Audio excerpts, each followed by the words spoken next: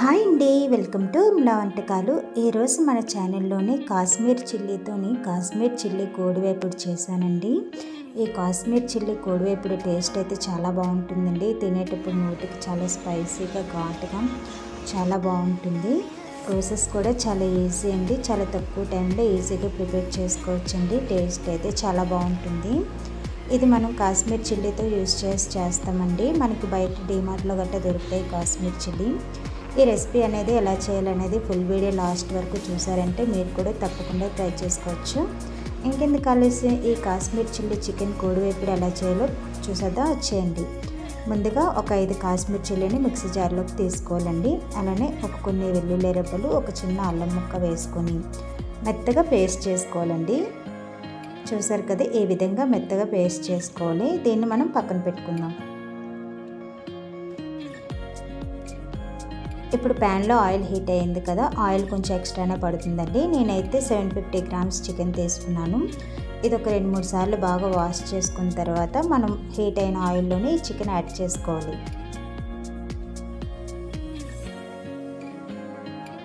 Chicken add చేసుకున్న తర్వాత ఒకసారి కలుపుకోవాలండి. ఇప్పుడు ఇందులోని మనం 1 టీ స్పూన్ వరకు పసుపు, మన టేస్ట్కి తగ్గ సాల్ట్ కూడా ఇప్పుడే వేసుకోవాలండి. సాల్ట్ వేసుకోవడం వల్ల చికెన్లో ఉన్న వాటర్ అంతా చాలా వస్తుంది కదా, ఒకసారి కలుపుకోవాలి. ఇలా కలుపుకుంటే మనకి చికెన్లో ఉన్న వాటర్ కంప్లీట్గా వస్తుందండి. మనకి చికెన్లో వాటర్ కంప్లీట్గా రావాలంటే మూత పెట్టుకుందాము. చూసారు కదండి, చికెన్లో వాటర్ అనేది ఎంత వస్తుందో, ఈ వాటర్ కంప్లీట్గా ఇంకిపోయేంత వరకు మనం చికెన్ని కుక్ చేసుకోవాలి. ఈ వాటర్ అంతా కంప్లీట్గా ఎవాపరేట్ అయిపోవాలండి. సో హై ఫ్లేమ్లో మనం ఫ్రై చేసుకుంటే మనకు వాటర్ అనేది ఎవాపరేట్ అయిపోతుంది. చూసారు కదండి, మనకి చికెన్లో వాటర్ పోయి ఆయిల్ అనేది సెపరేట్ అయింది కదా. ఇప్పుడు ఇందులోనే మనం ముందుగా కట్ చేసుకుని ఉల్లిపాయ పచ్చిమిర్చి ముక్కలను యాడ్ చేసుకోవాలి. ఈ కోడికూరకి మనం ఆనియన్ అనేది చాలా చిన్న చిన్న ముక్కలుగా కట్ చేసుకోవాలండి. అప్పుడే మనకి త్వరగా ఫ్రై అవుతాయి. ఆనియన్ పచ్చిమిర్చి వేసుకున్న తర్వాత మీడియం ఫ్లేమ్లోనే పెట్టుకోవాలండి. ఇక్కడ నుంచి ఫ్లేమ్ అనేది మీడియం ఫ్లేమ్లో పెట్టుకొని మనకు ఆనియన్ కూడా బాగా ఫ్రై అయిపోయిందండి. ఇప్పుడు ముందుగా ప్రిపేర్ చేసుకున్న కాశ్మీర్ చిల్లీ పేస్ట్ని యాడ్ చేసుకోవాలి.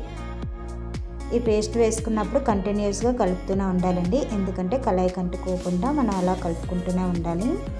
చూసారు కదండి, ఆయిల్ అనేది సెపరేట్ అవుతూ మనకి చిల్లీ పేస్ట్ అనేది పచ్చివాసన పోయేంత వరకు వేయించుకోవాలి కంప్లీట్గా.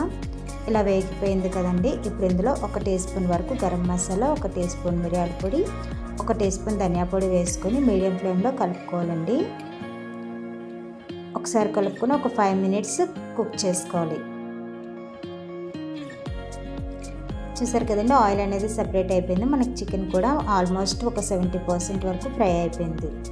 ఈ చికెన్ మరింత టేస్ట్ రావాలంటే కొంచెం కరివేపాకు యాడ్ చేసుకుంటే చాలా టేస్ట్ బాగుంటుందండి. కరివేపాకు వేసుకుని ఒకసారి కలుపుకొని ఇంకొక 5 మినిట్స్ మనం మీడియం ఫ్లేమ్లో ఫ్రై చేసుకుంటే మనకి ఎంతో టేస్టీ అయిన కాశ్మీర్ చిల్లీ కోడికూర రెడీ అయిపోతుందండి. ఈ కోడికూర టేస్ట్ అయితే చాలా బాగుంటుందండి. వేడి వేడి రసం అన్నంలో కలుపుకొని తిన్నారంటే చాలా బాగుంటుంది. చపాతీలోకైనా దేనిలోకైనా బాగుంటుంది. చూసారు కదండి, ఇంత సింపుల్గా ప్రిపేర్ చేసుకోవచ్చు. మనకి ఆ కాశ్మీర్ చిల్లీ ఉంటే సరిపోతుందండి. ఇందులో మనం ఎలాంటి కారం కూడా యాడ్ చేసుకోము. మనకి కర్రీ అయితే రెడీ అయిపోయింది. నా వీడియో అయితే మీకు నచ్చింది కదండి. మరిన్ని వీడియోస్ కోసం అయితే నా ఛానల్ సబ్స్క్రైబ్ చేసుకోండి. Thank you so much. Please subscribe.